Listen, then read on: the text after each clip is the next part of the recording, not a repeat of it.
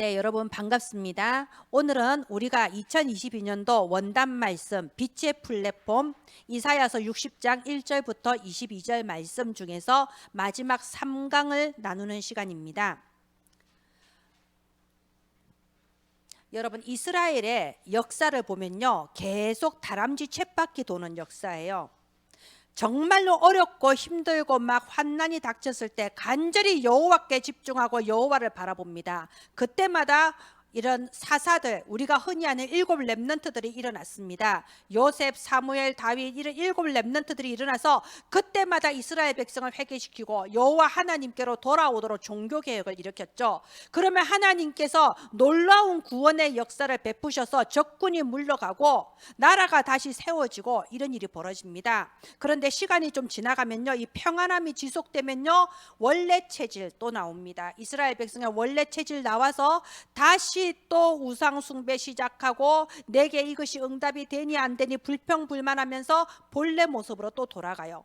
그러면서 아이 하나님 안 믿는 불신자들이 더 잘 사네, 그들이 섬기는 우상신을 또 섬기면 또 재앙이 들이닥쳐요. 그러면 또 다시 하나님께로 돌아가는 겁니다. 이걸 계속 반복하는 게 이스라엘 민족의 역사입니다.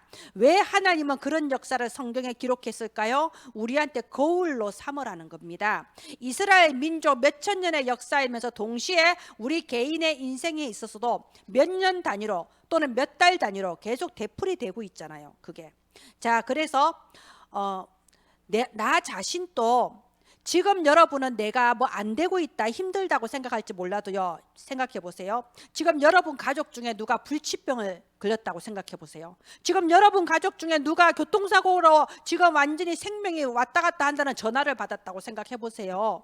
여러분이 지금 그 중요하게 여기는 그 평생 모아놓은 재산이 이거 다단계 사기에 빠져서 다 사라졌다고 생각해 보세요. 그렇게 생각을 하면 지금 여러분이 걱정하고 있는 거, 지금 여러분이 나는 응답이 안 되고 있다고 생각하는 그거 아무것도 아니에요. 지금 여러분이 거하고 있는 이 상황이 가장 평안한 상황입니다.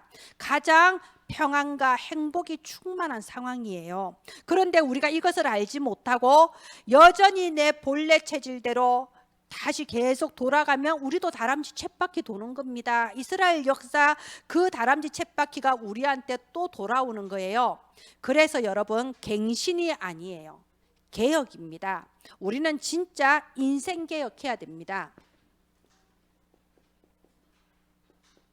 갱신이 아닙니다. 개혁해야 됩니다. 완전히 바뀌어야 됩니다. 내 잠재의식 무의식 속에 들어있는 것까지 우리는 복음으로 완전히 바뀌어져야 됩니다.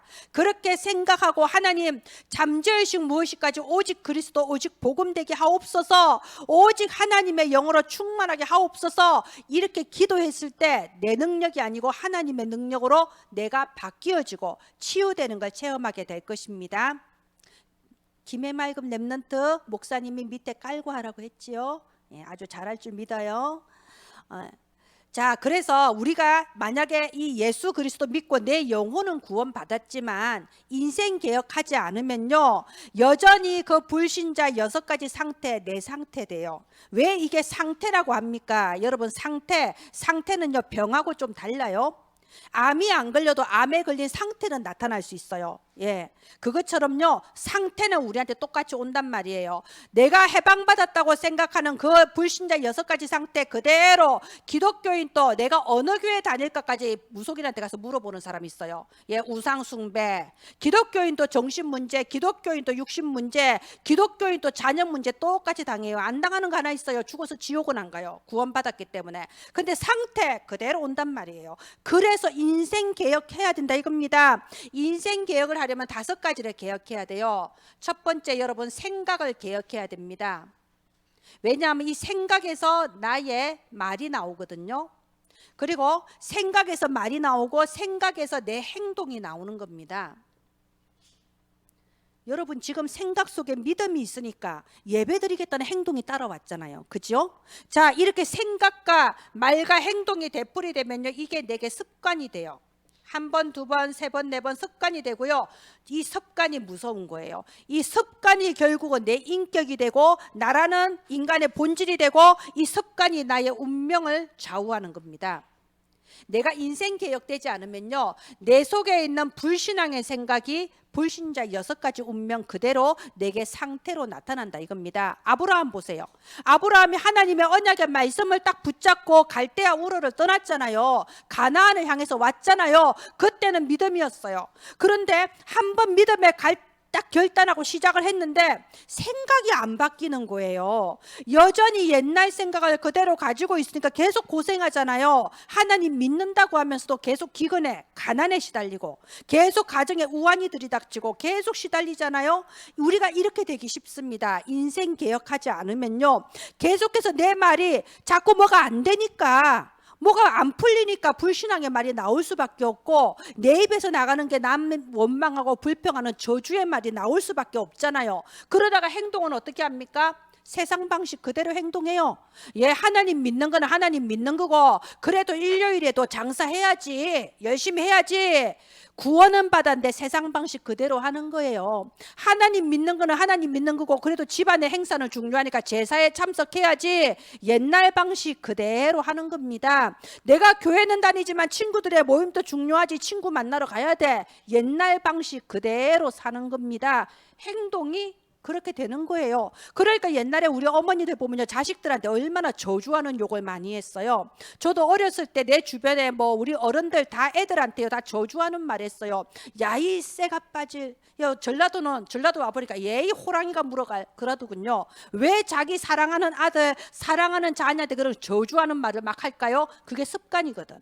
그게 자기도 어릴 때부터 들어왔고 자기 인격이 되어버렸고, 정말로 자식이 호랑이한테 물어가기를 바래서 그래 욕하는 게 아니고 입에 그냥 습관이 돼버렸어. 그런 습관이 결국은 운명을 만든다 이겁니다. 그래서 우리의 생각이 바뀌어야 돼요. 우리의 생각이 어떻게 해요? 우리의 생각이요, 여기가 좁네. 우리의 생각이 복음으로 바뀌어야 돼요. 복음으로 생각이 바뀐다는 게 무슨 말입니까? 다른 사람을 용서하고 이해하고 뭐 그런 것도 복음인데 그거 아니고요. 여러분 확실하게 딱 오늘 답을 내세요. 내 생각이 복음의 생각으로 바뀐다는 거는 내가 성삼위 하나님을 믿는 거예요. 성삼위 하나님을 믿는 거예요. 예수님이 그리스도이신 것을 믿는 생각을 하는 거예요. 내가 하나님의 자녀라는 걸 믿는 생각을 하는 거예요. 성령 하나님이 지금 또 나와 함께 하시고 내 기도를 들으시고 나의 모든 것을 인도하신다, 이걸 믿는 게 복음의 생각이라는 거예요. 왜 제가 이렇게 핏대 올리는지 압니까? 저는 지금까지 교회에서 이게 몇십 년 동안 있으면서요, 이거 안 믿는 걸 너무 많이 봐서 그래요. 너무 안 믿어요. 너무 안 믿어요. 정말 예배 드릴 때는 다 믿음이 있는 것 같은데 실제 내 앞에 무슨 일이 닥치면 하나님의 자녀, 예수가 그리스도 전부 다 그러면 좋겠다, 예수가 그리스도 모든 문제 끝내면 좋겠다. 근데 아니네. 다 이런 식의 신앙생활을 하고 계신단 말입니다. 그래서 우리의 생각이 성삼위 하나님을 누리는 생각, 복음의 생각으로 내 생각부터 개혁이 돼야 됩니다. 잠재의식 무의식까지 개혁시켜 주시옵소서. 잠재의식 무의식 우리 못 바꿉니다. 하나님이 바꿀 수 있어요. 그래서 삼초월의 플랫폼이라는 거예요. 나를 초월하는 초월적인 보좌의 능력으로 역사하셔서 내 속에 뿌리 내린 불신앙의 암덩어리 뿌리 뽑아 주시옵소서. 내 잠재의식 무의식 속에 아직도 숨어있는 이런 불신앙의 암덩어리 완전히 주님의 능력으로 뿌리 뽑아 주시옵소서. 삼초월의 기도를 하자는 겁니다. 성삼위 하나님과 하나님이 주시는 오력이 회복되면 모든 거 끝나는 겁니다. 이런 생각을 우리가 가져야 돼요. 생각 개혁. 그래서 우리의 말이 이제는 믿음의 말이 나와야 됩니다. 내 입술에 나오는 말대로 열매가 맺습니다. 불신앙의 말, 저주의 말, 미움의 말을 하면 그대로 열매가 맺혀요. 내 입술의 말이 다른 사람을 축복하는 말, 그리고 다른 사람, 그 사람을 믿는 게 아니라 그 사람의 역사하시는 하나님의 영을 믿는 믿음의 말, 하나님이 이루어 나가실, 내 상황이 아니라 언약대로 이루어 나가실 그 언약을 믿는 그런 믿음의 열매를 맺기를 바랍니다. 이제는 내 행동이 어찌해야 되냐? 시편 119편 105절에 보면요, 주의 말씀이 내 발의 등이요 내 길의 빛이니이다. 무엇을 행동할 때에 원래 이거는 이렇게 하는 거야 하는 세상 방식대로 행동하지 말고요. 강단 말씀을 한 번만 생각을 해보세요. 하나님의 말씀에 뭐라고 되어 있냐? 예수 그리스도라면 이럴 때 어떻게 행동할 거냐? 주의 말씀이 내 발의 등이요 내 길의 빛이니이다. 이렇게 길이 막 얼어있고 캄캄할 때 내 마음대로 다니면 미끄러져요. 미끄러지면 큰일 납니다. 예. 말씀 중심으로 행동하세요. 말씀이 뭐라고 되어 있냐 한 번만 더 생각하고 그걸 기준을 삼으세요. 그러다 보면 이것이 내게 습관이 되는 거예요. 이런 복음의 생각, 믿음의 말, 그리고 말씀 중심으로 행동하는 게 내게 습관이 되면 이게 뭐라고 하냐? 내 복음 인격이라고 하는 거예요. 우리가 복음 인격 좀 이제 갖춥시다. 이제 정말 그리스도 안에서 장성한 자로 복음의 인격을 갖추었을 때 내 운명이 바뀌는 거예요. 어떤 운명으로? 말씀 그대로 삼초월의 플랫폼의 운명으로, 삼생명운동의 플랫폼의 운명으로, 삼시대의 플랫폼의 운명으로 내 운명이 바뀌는 겁니다.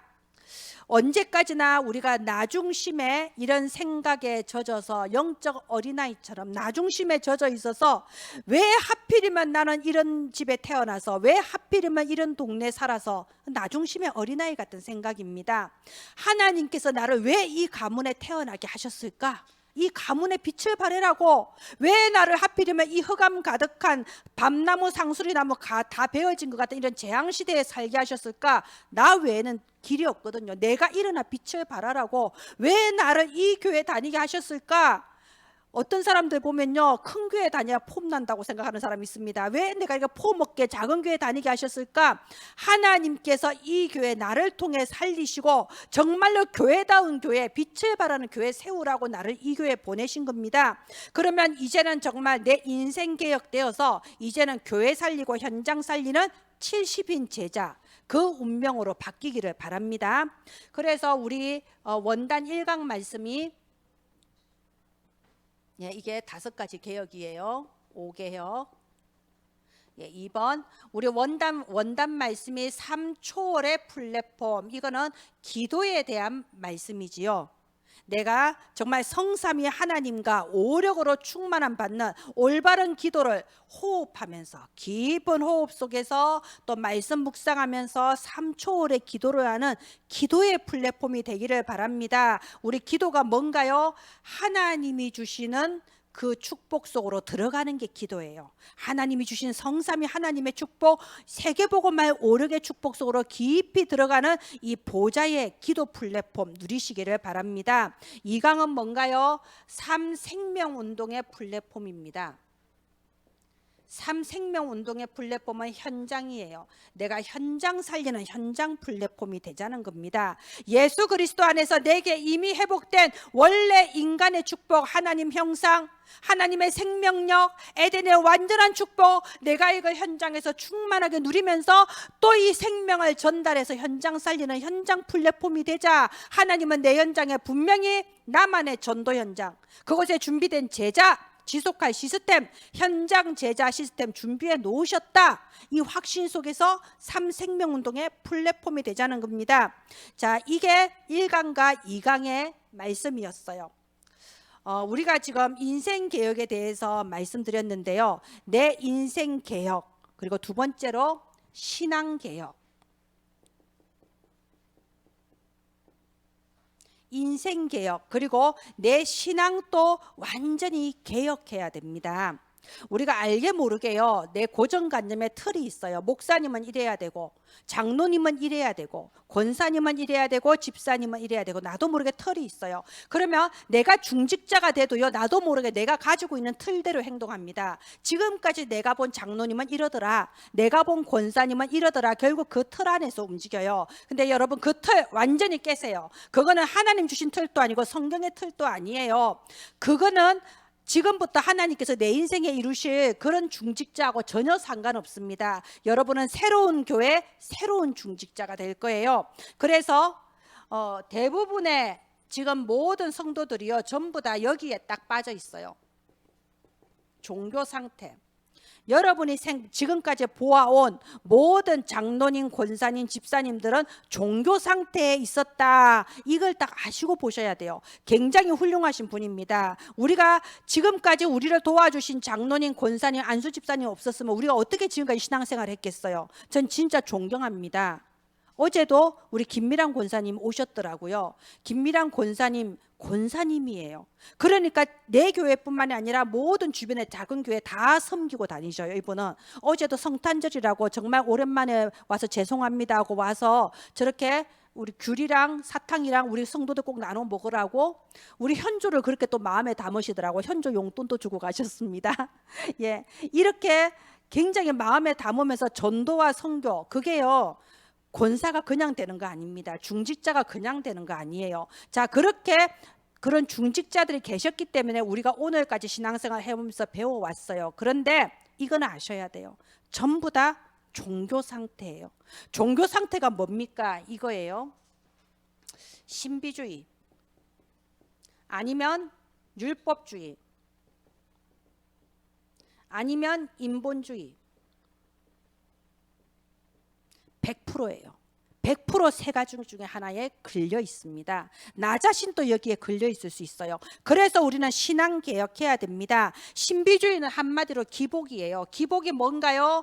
기복은요, 내가 복을 받기를 바라서 신앙생활 하는 거예요. 교회 다니는 목적, 결국은 내가 복 받으려고 교회 다닌다. 그래서 저기 어느 절에 간세음 보살 앞에 가서 절하면은 꼭 아들을 잘 낳는다더라. 어디 가면 병이 잘 낳는다더라. 그런 생각으로 어느 기도원 찾아가고 어느 교회 다니는 거예요. 그리고 이렇게 복을 바라는 기복이면요, 우리 옛날 어머니들 생각나잖아요. 부뚜막에 물 갖다 놓고 맨날 비나이다 딱 그렇게 신앙생활 하시는 거예요. 정성을 들여야 돼.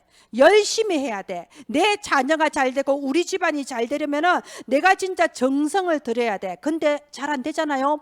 아, 내가 정성이 부족하거나 뭔가 고행을 해야 된다고 생각하는 거예요. 내가 내 몸에 뭔가 고통을 주면서 해야지 더 효력이 있을 거다. 그래서 절에서 108배 하는 것처럼 교회 신앙생활 하면서도 금식하고 신앙생활 하면서도 잠 안 자는 철회하고 뭔가 내 몸을 이렇게 치면서 고행을 해야 된다고 생각하는 겁니다. 그런 의미에서 헌금도 하고 헌신도 하는 거예요. 대부분 그래요.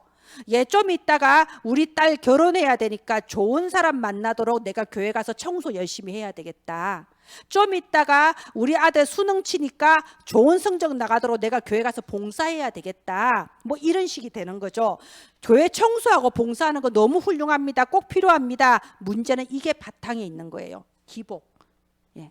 또 율법이 뭡니까? 율법주의는요, 전혀 틀리지 않아요. 제가 보면요, 그래도 신비주의 하는 분보다 좀 더 학벌이 있고 좀 더 많이 배우신 분들이 율법주의를 해요. 훌륭하신 분들이 율법주의 합니다. 자, 이분들은요, 그래 교회 다니면 당연히 성결해야죠. 불신자하고 똑같아 했어야 되겠습니까? 좀 교회 다니면 착해야죠. 예, 성결하고 착한 거 너무 좋습니다. 교회 다니면서 술 마시고 교회 다니면서 뭐 나쁜 짓 하고 다니면 안 되잖아요. 그죠? 성결하고 선한 거는 너무 좋습니다. 문제는 말이에요, 이게 복음보다 더 위에 있어. 어차피 복음은 잘 모르잖아. 어차피 예수 그리스도 맨날 들은 말이고 뭐 어차피 복음 뭔 말인지 잘 몰라요. 그러니까 이게 성결, 이게 제일 위에 있는 거예요. 근데 여러분, 그 시골에 가면 덕석 아시죠? 덕석. 마당에 덕석 놔뒀죠? 그 덕석 밑이 한번 들어보세요. 이 덕석 밑이 제일 더러워요. 말하자면 덮어놨다 이거예요. 가려놓고 포장해놨다 이겁니다. 근데 덕석을 딱 들어보세요. 그 밑에 온갖 벌레 버글버글합니다. 온갖 구데기 버글버글합니다. 사람도 마찬가지예요. 사람이 교회 다니니까 착해야지, 교회 다니니까 성결해야지, 딱 이렇게 덮어놓으면요, 실제 생활에 있어 더 더러운 경우가 많습니다. 제가 여러분한테 교회 올 때 전 조금 옷차림 중요하게 생각하잖아요. 좋은 옷, 깨끗한 옷, 예, 입고 오시라고 제가 가끔 율법처럼 말을 하죠. 왜냐하면 제가 사실 본 게 있어서 그래요. 평소에 조금 방탕하게 사셨던 분들이 평소에 화장 진하게 하고 잘 꾸미고 이게 나이트클럽 가시고 방탕하게 사셨던 분들이 교회를 오거나 무슨 수련회 훈련이 있으면요, 이게 화장 안 하고 생머리에 추리닝 입고 오는 게 하나의 자기의 그 성결인 거예요. 네, 그런 걸 봤거든요. 말하자면은 이제 그게 말하자면 모든 거 다 빼고 나 성결하게 착하게 살란다 하고 교회 오는 걸 제가 몇 번을 봤어요. 그래서 제가 그게 아니야. 집에서 제일 좋은 옷을 교회 올 때 입는 거고, 차라리 밖에 다닐 때 추리닝 입고 성결하게 다니라고, 실제 생활을 좀 성결해라고, 실제 생활에 성결하게 그 꾸미지 말고 다니고, 교회 올 때는 화장 진하게 하고 예쁘게 입고 오라고 저는 이제 그러는 거예요. 뭐 그게 꼭 중요한 기준은 아니지만 제가 그런 걸 봤기 때문에 그러는 겁니다. 이렇게 율법, 성결, 선 이런 걸 강조하는 사람이요, 다른 사람을 많이 비판해요. 100% 비판합니다. 그리고 이중생활해요. 100% 이중생활합니다. 하나님은 사람을 영만으로 살게 만들지 않고 육신도 만들어 주셨거든요. 고기도 먹고 막 맛있는 거 먹고 즐기고 살게 인간을 만드셨어요. 근데 그걸 억지로 참으려고 해보세요. 이중생활 할 수밖에 없는 거예요. 억눌린 건 폭발하게 되어 있지 절대 어디 안 갑니다. 그래서 성결 좋습니다. 선이 좋습니다. 그런데 그것 때문에 다른 사람을 비방하고 그것 때문에 내가 숨겨진 악을 행한다면요, 이게 사단의 100% 역사하는 거예요. 대부분 신비주의 아니면 율법주의의 대부분 여기에 들어가 있습니다. 인본주의. 저는 사실 성도님들한테서는 인본주의를 별로 본 적이 없어요. 인본주의는 거의 교역자들이 많이 가지고 있습니다. 일단은 교회 숫자가 불려야 돼요. 제자도 상관없고 무리도 상관없고 뭐 가짜도 상관없고 진짜도 상관없고 일단은 숫자가 많아야 돼. 왜? 숫자가 많아야 그게 나한테 이게 되거든요. 이게 권력이 돼요. 숫자가 많아야 그게 나한테 물질이 돼요. 성도 숫자가 작으면 어디 가서 대접도 못 받아요. 같은 목사라도. 그러니까 어쩔 수 없이 인본주의를 쓸 수밖에 없는 거예요. 저는 이 부분은 정말 말하기가 많이 그런 게 너무 수준이 낮아서 말하기가 싫을 정도예요. 예. 대부분 여기에 걸려져 있어요. 신비주의, 율법주의, 인본주의. 이게 교회 대부분 성도의 상태입니다. 왜 이런 상태가 됐을까요? 예, 제가 남 비판하는 거 싫으니까 그냥 오늘 한 번만 이렇게 합니다. 자, 왜 이런 상태가 됐을까요? 시작이 틀려서 그래요. 내 신앙의 시작이 어딘지 한번 잘 생각해 보세요. 제가 아까 내가 원래 알던 중직자 잊어버리라고 했죠. 대부분 신앙의 시작이 거기서 시작을 해요. 우리 구역장이 하던 대로, 우리 엄마가 하던 대로. 제가 어떤 분 보면요, 같이 포럼을 하다 보면요, 강단 말씀 포럼 안 해, 복음에 대해서 포럼 안 해, 우리 어머니 얘기만 해. 우리 어머니가 교회를 얼마나 열심히 다니셨고, 우리 어머니가 얼마나 정성을 들이셨고, 우리 어머니가 새벽 예배 한 번도 안 빠지셨고, 그래서 나는 우리 어머니를 따라서, 제가 그분하고 포럼하면서 이분은 하나님을 믿는 게 아니고 어머니를 믿는구나. 예, 신앙의 시작이 어딥니까? 어떤 사람은요, 신앙의 시작이 크리스마스 전야제에 교회 가서 이렇게 막 공연하고 맛있는 거 먹고 막 수다 떨고, 아니면 어디 가서 바자회 하고, 그게 신앙의 시작인 부분도 있어요. 그 종교 생활이거든요. 내 신앙의 시작이 어딥니까? 여러분, 부처가, 제가 원래 불교 배경이잖아요. 부처가 이 땅에 태어났을 때 부처는 딱 태어나자마자 바로 섰대요. 와, 대단하죠. 부처 뭔가 달라요. 딱 태어나자마자 딱 바로 서서, 그 그림도 절에 가면 있습니다. 딱 바로 서서 한 손은 하늘을 가르치고 한 손은 땅을 가르쳐요. 그러면서 맨 처음으로 한 말, 그걸 부처 제1성이라고 합니다. 첫 번째 소리 뭐냐? 천상천하 유아 독존, 이렇게 말했습니다. 하늘과 땅 사이에 나밖에 없다. 태어나자마자 딱 바로 서서 그 말을 했대요. 나중심 아니에요? 나중심. 신앙의 출발이 여기서부터 시작된 거예요. 나중심. 교회를 다니는데 사실은 내가 최고야. 하나님 말씀 내 마음에 들어야 그게 하나님 말씀이고, 내 마음에 내 감정에 충만이 돼야 그게 하나님 말씀이지, 나를 치는 말은 듣기 싫잖아. 그죠? 모든 말이 뭐 나를 치는 것 같고 나를 비난하는 것처럼 들리면 그런 소리 듣기 싫잖아요. 말하자면 내가 주인인 거예요. 진짜 나중심, 나중심이 너무 많아요. 전에 저는 제가 섬기던 교회에서 목사님이 중간에 이제 다른 큰 교회로 옮기셨어요. 그분 또 하나님의 계획 안에서 옮기셨겠지요. 그분이 옮기시면 당장 이번 주에 예배 어떻게 드립니까? 그래서 전도사님이 주일 설교를 하게 됐어요. 근데 전도사님이 그때 20살인가 21살인가 그랬어. 너무 어렸어. 고등학교 졸업한 지 얼마 안 된 전도사님이셨거든요. 그러니까는 그때 당시에 우리 교회 안수 집사님이 설교를 안 들으려고 그러더라고. 예배 시간에 앉아는 있는데 안 들어. 누가 봐도 알아요. 안 들어. 왜? 저 나이 어린 게 저 얼마 전까지 나한테 배우던 애인데 그게 나중심이라는 거예요. 하나님이 세우셨으면 어린아이가 서도 하나님의 말씀이 선포되는 줄을 알아야 됩니다. 신앙의 출발이 나중심이고 또 뭔가요? 물질 중심. 물질 중심의 상처를 받았기 때문에 교회에서 뭔 결정하면은 돈 많은 사람 중심이라고 생각을 하는 겁니다. 내가 헌금을 작게 해서 내 말을 안 들어준다고 생각하는 거예요. 다 상처죠. 그리고 성공 중심. 바로 여기서 우리 나라 교회들이 욕을 먹는 거예요. 학교에서 반장 부반장도 못하니까 교회 가서 한 자리 하고 싶은 거야. 장로 권사 안수집사 되면 뭔 벼슬인 줄 알아. 그래서 300만 원 500만 원 1000만 원 내면서 행사 치르고 행사 끝나면 뭘 해야 될지도 모르면서 장로네 권사네 이러면서 대접만 받으려고 하잖아요. 사람들이 알고 장로님 권사님 해주니까 그래서 우리나라 교회가 욕을 먹는 거예요. 그게 성공 중심이라는 겁니다. 아까 말한 것처럼 교회도 커야 돼. 많이 모여야 돼. 그래야 내 폼이 이제 살잖아요. 이게 성공 중심. 여기에서 신앙이 시작되지는 않았습니까? 자, 그리고 고린도후서 11장 14절. 기독교인들이 다 여기 속고 있는 거예요. 11장 14절에 사단이 광명한 천사처럼 속인다고 돼 있습니다. 우리가 저거는 진짜 복음 아니야 라고 단정하는 가톨릭 원래 초대교회에서 시작했어요. 지금 우리가 저거 뭐 이단도 아니고 저거 뭐야, 우리 그리스 정교회나 러시아 정교회 보면 너무 이상하거든요.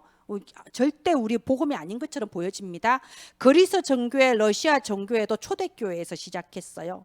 원래는 하나님이 기뻐하시는 초대교회, 성령 충만 받은 초대교회에서 시작했는데 거기에 사탄이 광명의 천사처럼 정말로 이거는 복음인 것처럼 하나님이 원하시는 것처럼 다 옳은 거 하면서 사단의 놀이터가 돼버린 거예요. 자, 이게 이렇게 시작했기 때문에 우리의 신앙이 개혁이 일어나야 됩니다. 이렇게 시작하니까 결과는 어떻게 오냐? 밑에 쓰겠습니다. 결과는요, 결국 미자립이란 결과가 올 수밖에 없는 거예요. 무슨 미자립? 성도들 개인이 영적으로 미자립인 거예요. 너무너무 신앙의 기본적인 부분도 잘 몰라요. 제가 어제 그 성탄 예배 때 얘기했죠. 교회를 오래 다녀도 예수님은 하나님 밑에 부하 같은 거고 성령님은 눈에 안 보이는 에너지 같은 거고 이렇게 착각하고 산다니까요. 오래 다녀도 그래요. 하나님, 예수님, 성령님은 똑같은 하나님이십니다. 하나님, 예수님, 성령님은 똑같은 인격을 가지고 계시고요. 똑같은 위격을 가지고 계신 똑같은 하나님이십니다. 자, 그런데 그런 기본적인 것조차도 몰라요. 그런 것도 모르면서 영적으로 완전히 미자립. 이거 그냥 신앙생활은 내가 어릴 때 본 장로님 권사님처럼 그냥 신비주의, 율법주의, 인본주의, 그냥 이런 식으로 그냥 뭣도 모르고 교회 다니는 거예요. 겉으로 딱 폼 잡고 있으니까요, 전부 다 뭐 다 아는 것 같죠? 믿음 좋은 것 같죠? 아니라니까요. 신앙의 시작과 결과가 이렇다 이겁니다. 우리 이런 사람 되면 안 됩니다. 자, 그래서 신앙 개혁하자는 거예요. 영적으로 미자립이니까 내 산업 경제도 미자립인 거예요. 그러니까 교회도 미자립인 거예요. 너무 가슴 아픈 일이죠. 자, 그래서요, 우리가 2022년도에는 교회 3시대, 오늘 제목이 3시대의 플랫폼인데요. 이 3시대는 무슨 3시대냐? 교회 3시대입니다. 여러분, 교회에도요 3시대가 있습니다. 지금부터 우리 집중하시기를 바랍니다. 첫 번째, 교회화가 되는 시대입니다. 두 번째, 현장화가 되는 시대입니다. 세 번째, 세계화가 되는 시대입니다. 교회화는 뭐냐? 교회는요, 어쨌든 시작은 사도 중심으로 시작이 되죠. 초대교회도 결국 12사도 중심으로 모여서 예배드리기 시작했잖아요. 그래서 교회화는요, 교회는 처음에 사도 중심, 목회자 중심으로 시작을 합니다. 그래서 모든 성도는요, 먼저 강단의 제자가 돼야 돼요. 교회 제자가 돼야 돼요. 우리 다락방이 이게 하나가 조금 안 좋은 부분인데요. 너무 이렇게 파라가 발전을 하다 보니까 좀 교회관이 약한 경우가 있어요. 그래서 파라에서는 알아줘. 파라에서는 뭐 저기 전도자 상도 받고 RUTC 방송 뉴스에도 나와요. 문제는 교회 안에서는 그 사람을 인정을 안 해줘요. 그게 파라의 제자가 된 거거든요.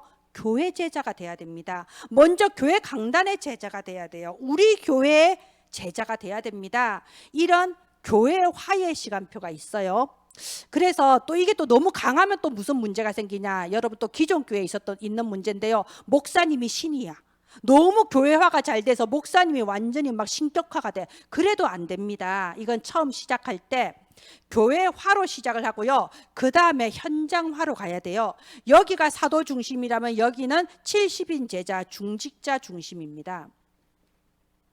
교회는 우리끼리 모여서 친목단체 하는 데가 아니에요. 교회는 현장을 살려야 됩니다. 현장에 빛을 발하는 전도, 선교, 후대 공동체가 교회를 세운 본질이에요. 그래서 반드시 현장화가 되는데 중직자 중심으로, 저는 주의 종은요 강단에서 빛을 발하는 사람이에요. 여러분은 여러분 삶의 현장에서 빛을 발하는 현장 플랫폼입니다. 그래서 여러분을 통해서 현장의 전도화가 이루어져야 돼요. 현장화는 현장 전도화입니다. 그래서요 요즘은 랩넌트 때부터 다 중직자 훈련 하잖아요. 제가 뭐 농담으로 그러잖아요. 김해말금 장로님, 김혜미 장로님 랩넌트 때부터 중직자 훈련해야 돼요. 안 그러면 중직자가 돼서 뭘 해야 되는지도 모르고 중직자가 뭔지도 잘 몰라. 그냥 어릴 때부터 본 그 중직자밖에 모르는 거예요. 자, 그래서 어릴 때부터 중직자가 뭐 하는 사람이냐. 중직자는 현장에서 지교회에서 현장을 살리는 70인 제자가 중직자입니다. 현장에서 집중적으로 제자를 찾아 세우는 지교회 하는 사람이 바로 중직자예요. 그래서 교회가 처음에는 사도 중심, 그 다음은 중직자 중심으로 현장화가 되어져야 되는 겁니다. 자, 세 번째는 세계화. 여기는 세계화는요 랩넌트와 부교역자 중심입니다.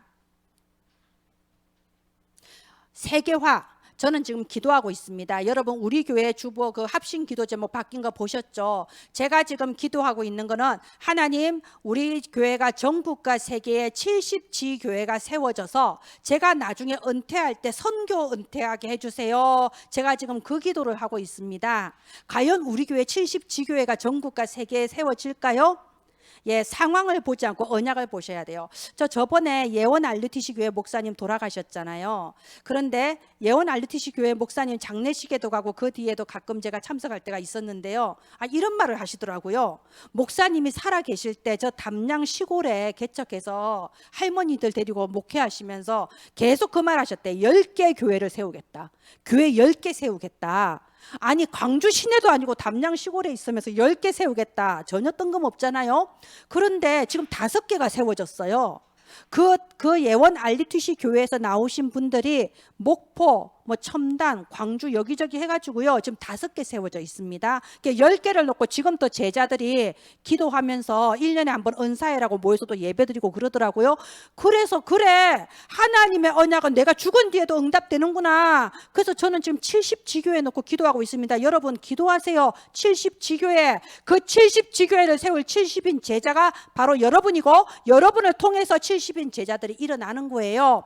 그래서 이 세계화, 전 세계 하나님 70지교회의 문을 열어주셔서 우리를 통해서가 아니고 랩넌트와 부교역자를 통해서 하나님이 열어 가실 겁니다. 우리 혜진이 우리 방송부 맡고 있잖아요. 제가 오늘 혜미한테 얘기했어요. 혜미야 너는 이제 몇 년 뒤에 되면 찬양 인도하는 사람이 될 거야.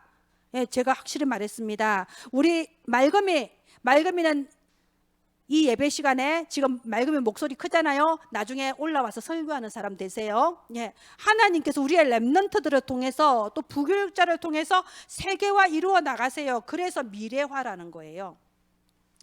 교회화는 내가 교회 제자화가 되는 겁니다. 현장화는 중직자가 현장에서 전도하는 지교회 하는 겁니다. 세계화는 우리의 후대를 통해서 전 세계 하나님이 원하시는 세계복음화 이루어 나가시는 겁니다. 이게 교회의 3시대예요. 그러면 내가 이 교회 3시대를 이끄는 70인 제자가 되겠다, 제자 플랫폼이 되겠다, 이게 오늘 말씀 3시대의 플랫폼이라는 겁니다.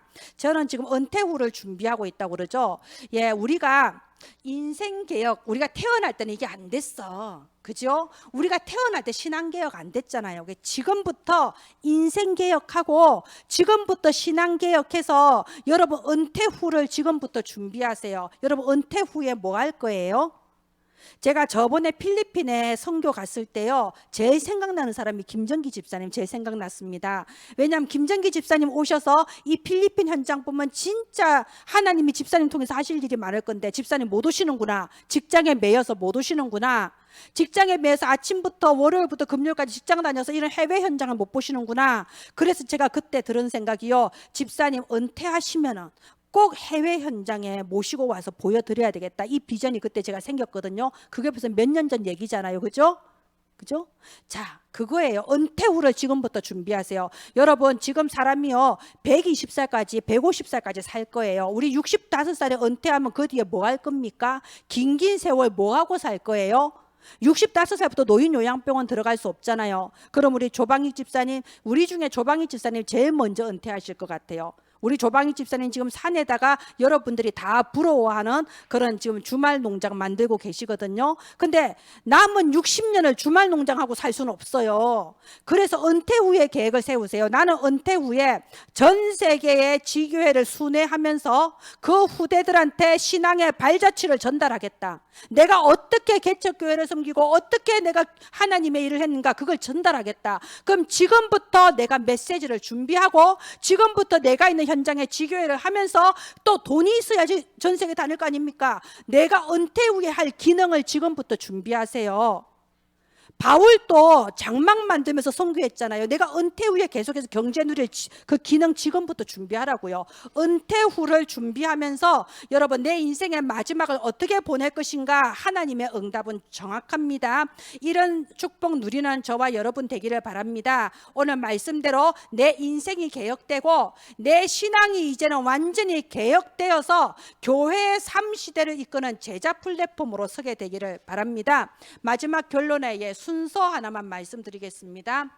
우리가 가정회복, 현장회복, 경제회복 놓고 1년 동안 기도했어요. 이게 순서가 있어요. 현장회복이 제일 먼저 돼야 됩니다.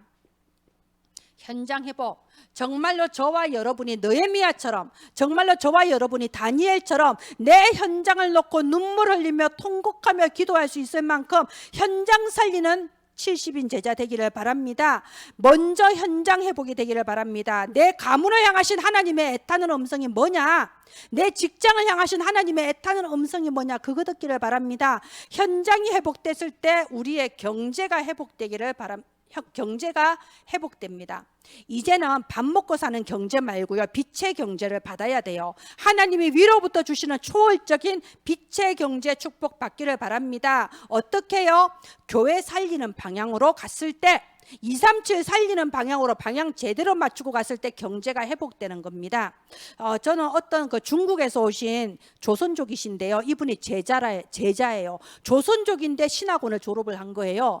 근데 신학원 졸업하고 나서 소감을 한번 말해봐라. 나는 이제 무슨 소감 말하는가, 이제 뭐 은혜 받았다 이런 얘기 할 줄 알았거든요. 이분 4학기 신학원 졸업하고 나서 하는 말씀이, 일단은 한 학기에 40만 원인데 나한테 160만 원이 있었다는 게 너무 놀랍다고 그러시더라고요. 여러분, 조선족이 우리나라 사람하고 돈 쓰는 단위가 다르잖아요. 또 돈 벌려고 한국 왔잖아. 그런데 160만 원이 내게 있었다는 게 첫째 너무 놀라웠다. 그 뒤에도 이제 여러 가지 간증을 하시는데요. 경제라는 게 그렇습니다. 경제는 하나님이 딱 내 그릇만큼 주세요. 내가 하나님 앞에 어느 만큼 드릴 수 있나요? 그분은 내가 하나님을 위해 160만 원 투자할 수 있는 사람이라고 꿈에도 생각을 못했는데 졸업해놓고 나니 너무 놀랐던 거예요. 그리고 그동안에 자기가 받은 그런 응답은 말로 표현할 수가 없죠. 경제는 정확해요.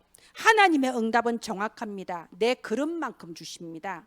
내가 경제가 생기면 그걸로 뭐 할 건지 하나님이 나보다 더 잘 아세요. 그래서 정말 하나님이 주시는 교회 살리고 현장 살리는 그 빛의 경제 축복 누리시기를 바랍니다.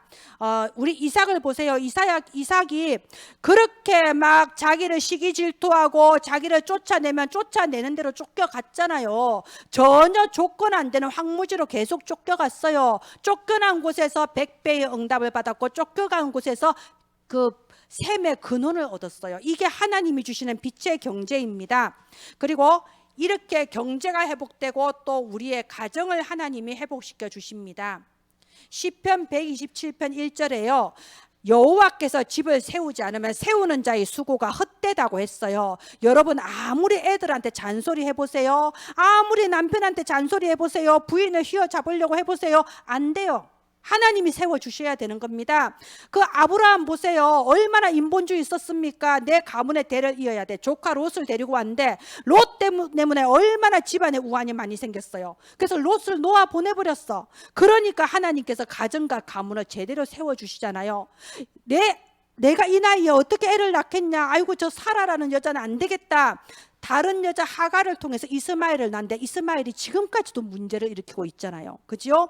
가정은 하나님이 세우시는 겁니다. 그래서 오늘 주신 말씀대로 이사야서 60장 17절로 22절 말씀대로 다시는 강포와 황폐와 파멸이 내 가정에 없고 하나님께서 영원히 땅을 차지하여 하나님의 영광을 나타내며 그들이 여호와의 손으로 심으신 의의 나무들이다 열방 만방에 다 알 만큼 저와 여러분의 가정에 하나님이 회복의 역사를 일으켜 주실 줄 믿습니다.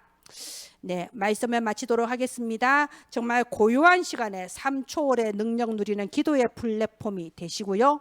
여러분이 있는 현장에서 빛을 발하는 현장 플랫폼이 되시기 바라고 이 교회 3시대를 이끌어 나가는 70인 제자의 플랫폼이 되기를 주 예수님의 이름으로 축원드립니다. 기도하겠습니다. 말씀 주신 하나님, 말씀대로 성취하여 주심을 믿고 감사드립니다. 우리의 신앙의 출발이 오직 그리스도 복음이게 하여 주옵소서.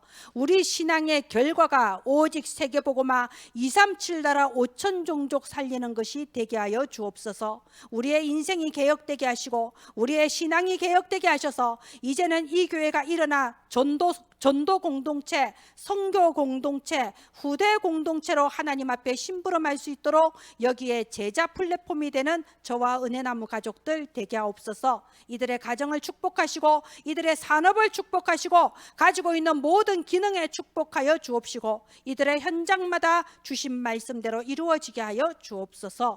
은혜를 감사드립니다. 모든 것을 주 예수 그리스도 이름으로 기도합니다.